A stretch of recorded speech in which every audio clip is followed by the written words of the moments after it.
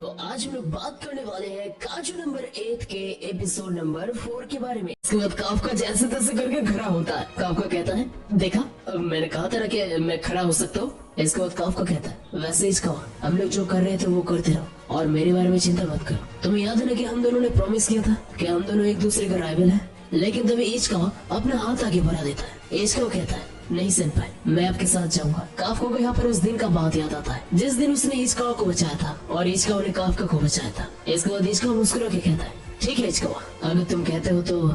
इसके बाद हमें देखने मिलता है इचकावा यहाँ पर काफका को अपने सर पे उठाकर दौड़ने लगता है और वाइस कैप्टन होशिनो ये देखकर हंस हंस कर पागल हो जाते हैं। काफका कहता है, मैं मूवमेंट्स को तुम्हारे ऊपर छूता हूँ। इचकावा कहता है, ठीक है सेनपाई, तुम्हें अटैक्स को आपके ऊपर छोड़ता हूँ। काफका कहता है, इचकावा मेरे चोटों के बारे में भूल जाओ और जल्द से जल्द किकोरो के पीछे जाओ, नहीं तो वो सब कुछ खत्म कर देगी। इचकावा यहाँ पर पूरा जोर लगा के दौड़ने लगता है। इसके बाद हमें किकोरो के पास ले जाया जाता है। किकोरो यहाँ पर नॉन स्टॉप एक के बाद एक काइजूस को मारते जाती है। याद है कि उसके मूवमेंट्स भी कमाल के थे। दूसरे पार्टिसिपेंट्स यहाँ पर उसके साथ कीप अप नहीं कर पा रहे थे। किकोरो ने यहाँ पर ऑलरेडी फाइनल योजो काइजू को डिफीट कर दिया था। अभी उसके सामने था आखिरी वाला होंजू काइजू जो काफी ज्यादा बड़ा था। किकोरो यहाँ पर अपने मुंह से फ्लैश ग्रेनेड खोलती है और ग्रेनेड को यहाँ पर काइजू की तरफ फेंकती है। ग्रेनेड के तेज रोशनी से यहाँ पर काइजू अंधा हो जाता है और इसी मौके का फायदा उठाकर किकोरो एक बहुत ही बड़ा सा जंप लगाती है और उस काइजू के बिल्कुल मुंह के सामने पहुंचकर उसके मुंह के अंदर गोली चला देती है और सिर्फ एक ही बार से यहाँ पर उस काइजू का काम तमाम हो जाता है और फाइनल जगह सेकंड स्टेज का एग्जाम यहीं पर ही खत्म हो जाता है। इसके बाद हमें काफका और इचकावा के पास ले जाया जाता है। वो दोनों अभी तक किकोरो के पास पहुंचे ही नहीं थे।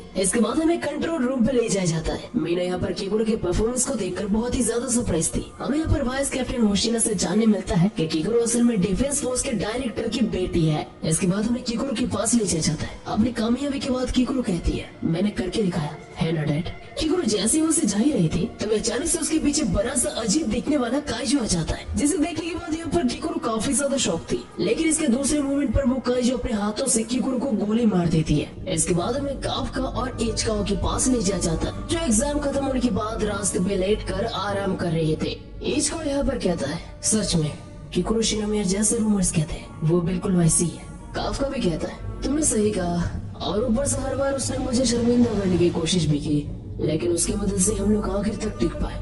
अब इसे रिजल्ट का इंतजार है। वो दोनों वहाँ से जैसे उठकर जाने ही वाले थे तभी उनके सामने जो मरे हुए काइजूस थे वो अचानक से रिवाइव होने लगते हैं, जो देखने के बाद यहाँ पर उनके आंखें खुले के खुले रह जाते हैं। इसके बाद हमें किकोरो के पास ले जाया जाता है। किकोरो यहाँ पर बहुत ही ज्यादा बुरी हालत में थी। उसी के साथ साथ यहाँ पर किकोरो ने जो बड़े वाले काइजू को मारा था वो भी रिवाइव हो चुका था। साथ ही साथ यहाँ पर इस अजीब से घटना को देखकर कंट्रोल रूम में भी हलचल मच जाता है। सभी कॉम्पिटिटर्स को वहाँ से रिट्रीट करने के लिए कहा जाता है। अनाउंसमेंट सुनते ही यहाँ पर बहुत सारे कॉम्पिटिटर्स अपना जान बचा के भागने लगते हैं, लेकिन यहाँ पर दूसरी तरफ किकोरो कहती है, अगर इस हालत में मैं भाग गई तो बहुत सारे जान मेरी आंखों के सामने चले जाएंगे। एक बार फिर से वो अजीब सा काइजू अपना उंगली किकोरो की तरफ करता है और एक बार फिर से किकोरो को अपने शरीर के अंदर बहुत ही ज्यादा दर्द महसूस होता है, लेकिन इसके बावजूद भी किकोरो अपने सूट की मदद से जैसे तैसे करके टिकी रहती है। किकोरो को यहाँ पर अपने डैड के बारे में याद आता है जिन्होंने किकोरो को हमेशा परफेक्ट बनने के लिए कहा था। किकोरो भी यहाँ पर कहती है, नहीं, मुझे आखिरी दम तक परफेक्ट होना ही है, मैं यहाँ पर हार नहीं सकती। तभी इसके बाद अचानक से वो अजीब सा काइजू अपने पीछे वाले बड़े वाले काइजू को बुलाता है। तभी अचानक से वो अजीब सा काइजू बोल उठता है और कहता है, ये रहा मेरा अच्छा बच्चा, बाकी का मैं तुम्हारे ऊपर छोड़ता हूँ। एक काइजू को बोलते हुए देखकर किकोरो बहुत ही ज्यादा हैरान हो जाती है। इसके बाद किकोरो को एक बार फिर से अपने पास के बारे में याद आता है जहाँ पर एग्जाम के रिजल्ट के दिन बाकी बच्चों के साथ उनके फैमिली थे, लेकिन किकोरो हमेशा अकेली थी। आज जब किकोरो अपने बटलर से पूछती कि उसके फादर कहाँ पर गए तो किकोरो की बटलर हमेशा किकोरो को जवाब देती है कि उसके फादर काम से लेट होने वाले। इसके बाद वो बड़ा वाला काइजू अपने हाथों की मदद से किकोरो के ऊपर हमला कर देता है और किकोरो यहाँ पर बहुत ही ज्यादा दूर जाके गिरती है। कंट्रोल रूम पे भी यहाँ पर प्रेशर बढ़ जाता है। तब इसके बाद मीना सभी को बैटलफील्ड में जाने के लिए ऑर्डर देती है। इसके बाद एक बार फिर से हमें किकोरो के पास में ले जाया जाता है। किकोरो जब यहाँ पर अपने फादर को अपने टॉप रेसर के बारे में कहती है, किकोरो के फादर कहते हैं, क्या टॉप स्टूडेंट, तो इससे मैं क्या करूँ, सिर्फ एक बार पास होने से कुछ नहीं हो जाता, तुम्हें हमेशा अपने नेक्स्ट गोल की तरफ फोकस रहना चाहिए। मेरे इस बात को अच्छी तरीके से याद रखना, तुम्हें इस देश के लिए हमेशा परफेक्ट रहना होगा। इसके बाद एक बार फिर से हमें बैटलफील्ड में ले जाया जाता है। किकोरो अपनी मन ही मन कहती है, मैं यहाँ पर हार नहीं सकती, मैं फिर भी लड़ सकती हूँ, कैसा भी सिचुएशन हो, मुझे हमेशा टॉप करना ही होगा। मैं अभी भी लड़ सकती हूँ। किकुरो जैसे अपना गन उठाने के लिए जा ही रही थी तभी देखती है उसके हाथ पूरी तरीके से टूट चुके हैं और दूसरी तरफ जो होंजो काइजू था वो भी यहाँ पर पूरी तरीके से रेड हो जाता है। अपने टूटे हुए हाथ को देखकर किकुरो अपने मन ही मन कहती है, मुझे माफ कर दीजिएगा डैड, आखिर में जाकर मैं अपने आप को पूरी तरीके से परफेक्ट नहीं कर पाई। काफका यहाँ पर कहता है, किकुरो तुमने अपना काम बहुत ही अच्छी तरीके से किया, तुम्हें निराश होने की कोई जरूरत नहीं है। काफका को यहाँ पर देखकर किकुरो बहुत ही ज्यादा हैरान हो जाती है। इसके बाद काफका कहता है, तुम्हारी मदद की वजह से सभी लोग यहाँ से रिट्रीट कर पाए, अभी बाकी का मेरे ऊपर छोड़ दो। ये कहने के बाद ही काफका अपने काजू फॉर्म पे आ जाता है और किकुरो ये देखकर काफी ज्यादा हैरान हो जाती है। ये देखकर यहाँ पर किकुरो कहती है, इसका मतलब तुम शुरू से एक काजू थे।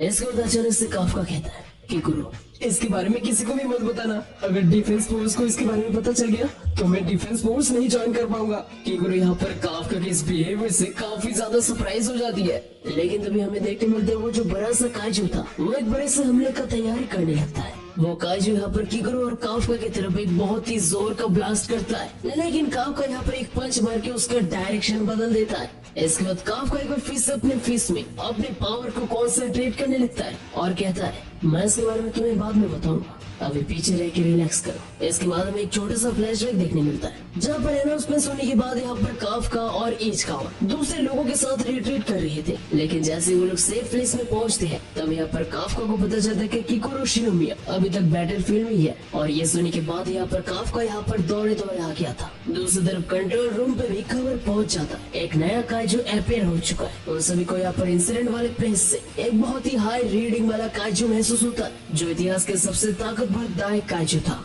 ये सुनने के बाद यहाँ पर होशिना काफी ज्यादा सरप्राइज हो जाता है और होशिना और मीना और भी ज्यादा तेजी से इंसिडेंट वाले स्पॉट में जाने लगते हैं। दूसरी तरफ यहाँ पर काफका वन पंच मैन के फुल कॉन्सेंट्रेट पंच की तरह अपने फिस्ट में अपने पूरे पावर को कॉन्सेंट्रेट करता है। उसके हाथ और पैरों के मसल फूल जाते हैं। काफका इसे एक ही पंच में खत्म करना चाहता था। उन दोनों के फिस्ट यहाँ पर एक दूसरे की तरफ टकराते हैं और एक बहुत ही जोर का हवा का झोंका आता है। सबसे पहले यहाँ पर उस काजू का मांस उड़ जाता है और देखते देखते उसकी हड्डी टूटने लगते हैं और ऐसे यहाँ पर पलक झपकते ही उसका पूरा बॉडी चूर चूर हो जाता है। ये देखने के बाद यहाँ पर किकुरो काफी ज्यादा हैरान हो जाती है। काफका यहाँ पर उस काजू को मारने के बाद कहता है, अभी दूसरी बार वापस आकर देगा, लेकिन ये कहने के बाद ही वो काजू एक बार फिर से रीजेट होने लगता है। काफका कहता है, अरे यार मैं तो मजाक कर रहा था, ये तो सच में आने लगा। लेकिन वो काजू पूरी तरीके से रीजेट हो नहीं पाता और उसका प्रोसेस बीच में ही रुक कर वो मर जाता है। तभी अचानक से काफका देखता है कि शिनोमिया के पीछे एक छोटा सा काजू है। काफका यहाँ पर तुरंत शिनोमिया को बचाने के लिए चला जाता है और उस छोटे वाले काजू को काफका बहुत ही आसानी से हरा देता है। किकुरो को यहाँ पर पता ही नहीं था कि उसके पीछे एक छोटा सा काजू था। इसके बाद काफका कहता है, चलो फाइनली जगह ये खत्म हो ही गया, तुम्हें सही सलामत देखकर मुझे काफी अच्छा लगा, लेकिन तुम अकेले अकेले उस काजू को मारने की कोशिश कर रही थी। ऐसे मौके पर तुम्हें अपने आप के बारे में केयर करना चाहिए। काफका यहाँ पर किकुरो को डांटने लगता है, लेकिन तभी यहाँ पर इचिकावा आ जाता है और इचिकावा यहाँ पर काफका के पिछवाड़े पे लात मार के कहता है, ये तो मुझे आपसे भी कहना चाहिए था। इसके बाद इचिकावा यहाँ पर काफका को डांटने लगता है। काफका कहता है, मुझे लगा कि मैं अगर अपने काजू फॉर्म पे आ जाऊँ तो मैं इस मामले को बहुत ही आसानी से हैंडल कर सकता हूँ। इचिकावा कहता है, जो भी हो आगे से इस बारे में ध्यान रखना। वो दोनों जब इसके बारे में बात कर ही रहे थे तभी अचानक से यहाँ पर शिनोमिया बेहोश हो जाती है। दूसरी तरफ पर होशिना और मीना वो दोनों भी यहाँ पर इंसिडेंट के स्पॉट में पहुंच जाते हैं। होशिना और मीना को स्पॉट में कोई भी नहीं देखने मिलता, उन्हें सिर्फ यहाँ पर आसपास काजू के परे हुए हिस्से देखने मिलते हैं। तब यहाँ पर कंट्रोल रूम से उनके पास खबर आता है कि किकुरो शिनोमिया के साथ 2 पार्टिसिपेंट रेस्क्यू शेल्टर में पहुंच चुके हैं। होशिना यहाँ पर मीना से पूछता है, कैप्टन अभी आगे क्या करना है? मीना यहाँ पर कहती है, चाहे किकुरो शिनोमिया जितना भी ताकतवर हो, लेकिन यहाँ पर जो हालत है इन सबको देखकर मुझे नहीं लगता कि इन सब के पीछे किकुरो शिनोमिया होगी। हमें इसके बारे में और भी जांच पड़ताल करना होगा। सभी लोग यहाँ पर मीना के ऑर्डर पे काम पे लग जाते हैं। मीना यहाँ पर काजू डिस्पोजल ग्रुप को भी बुलाने के लिए कहती है, लेकिन यहाँ पर इस जगह की हालत को देखकर होशिना को कुछ याद आता है। 3 महीने पहले भी वो लोग जब काजू को मारने के लिए गए थे, वहाँ पर जाने के बाद उन्हें ऐसा ही कुछ सीन देखने मिला था। होशिना को यहाँ पर लगने लगता है कि शायद उन दोनों के बीच में कुछ कनेक्शन है। इसके बाद हमें सीधा इन्फर्मरी पे ले जाया जाता है जहाँ पर काफका का ट्रीटमेंट चल रहा था। वहाँ पर काफका के साथ साथ इचिकावा भी था। इचिकावा कहता है कि काफका के बॉडी में कुछ छोटे मोटे फ्रैक्चर्स है। इचिकावा से ये भी हमें जानने मिलता है कि शिनोमिया को सबसे बेस्ट ट्रीटमेंट मिल रहा है। इसे सुनने के बाद काफका कहता है, स्पेशल ट्रीटमेंट मुझे भी चाहिए। लेकिन इचिकावा कहता है यहाँ पर काफका के चोट कुछ ज्यादा खास नहीं है। लेकिन इसके बाद काफका थोड़ा सीरियस मूड पे आ जाता है और कहता है, ये सब कुछ बहुत ही जल्दी जल्दी हो गया। ऐसे कंपटीशन में हिस्सा लेना और एक काजू के साथ आमने सामने लड़ना, अपने सपनों का पीछा करना, बस मुझे किसी की जरूरत थी जो मुझे अपने सपनों के बारे में याद दिला सकता था। और इसके लिए तुम्हारा बहुत बहुत शुक्रिया हिचको। मैंने यहाँ पर कमरे के बाहर से उन दोनों की बातें सुन रही थी। उन दोनों की बातें यहाँ पर जैसे खत्म होता है तब यहाँ पर मीना कमरे पे आती है। मीना को देखकर यहाँ पर वो दोनों ही काफी ज्यादा सरप्राइज हो जाते हैं। हिचको यहाँ पर मीना से पूछती है कि वो यहाँ पर किस लिए आई है। मीना कहती है, मैंने सुना कि तुम दोनों ने केकुरो शिनोमिया को बचाया, इसके लिए तुम दोनों का बहुत बहुत शुक्रिया। मीना यहाँ पर उन दोनों को सैल्यूट करके वहाँ से चली जाती है। काफका यहाँ पर मीना से बात तो करना चाहता था लेकिन वो अपने आप को रोकता है। वो अपने मन में कहता है, नहीं अभी नहीं, जब मैं एक दिन जाकर ऑफिसर बन पाऊंगा तभी जाकर मैं मीना के साथ भी बात करूंगा। बस मेरे लिए थोड़ा सा और इंतजार करना। इसके बाद एक बार फिर से हमें उस अजीब से काजू के पास ले जाया जाता है जो किसी टूटे फूटे टॉयलेट में बैठकर अपने फोन पे यहाँ पर खबरों को चेक कर रहा था जो डिफेंस फोर्स के सेकंड स्टेज के एग्जामिनेशन के बारे में थे। और वहाँ से खबर आ रहा था कि किसी अजीब से काजू ने एग्जाम के दौरान दखल अंदाजी की थी। बहुत सारे लोग यहाँ पर चोटिल भी हुए लेकिन किसी ने जान नहीं गंवाया था। ये सुनकर यहाँ पर वो काजू काफी ज्यादा सरप्राइज हो जाता है। वो यहाँ पर कहने लगता है, अरे ये सब क्या है, मैंने तो सोचा था कि कोई ना कोई जरूर संभालेगा। क्या कैप्टन सच में इतने ताकतवर होते हैं? तब अचानक से उस काजू का फोन बजने लगता है। वो जहाँ से यहाँ पर फोन उठाते उसे कोई कहने लगता है, अरे यार कहाँ पर चला गया, ब्रेक टाइम खत्म हो चुका है, जल्द से जल्द आ जा। वो काजू अचानक से अपने आप को ट्रांसफॉर्म करने लगता है और कहता है, यस सर, मैं बस तैयार हो रहा हूँ। देखते देखते वो काजू यहाँ पर पूरी तरीके से इंसान बन जाता है। वो कहता है, सच में ये इंसान सच में बहुत ही ज्यादा नखरे करते हैं। अजीब सा काजू अपने इंसान वाले फॉर्म पे काजू डिस्पोजल ग्रुप के पास ही जा रहा था। काजू डिस्पोजल ग्रुप के यहाँ पर बाकी मेंबर डिफेंस फोर्स पे होने वाले इंसिडेंट के बारे में बात कर रहे थे और इसका और काफका सेफ है या फिर नहीं उसके बारे में कहने लगते हैं। तो एपिसोड आप लोगों को कैसा लगा सबसे मेरे को ऑब्वियसली कमेंट करके बताओ एंड वीडियो अच्छे तो वीडियो को लाइक करो, चैनल को सब्सक्राइब करो। तो बस मिलते हैं के साथ, तब तक के लिए बाय बाय।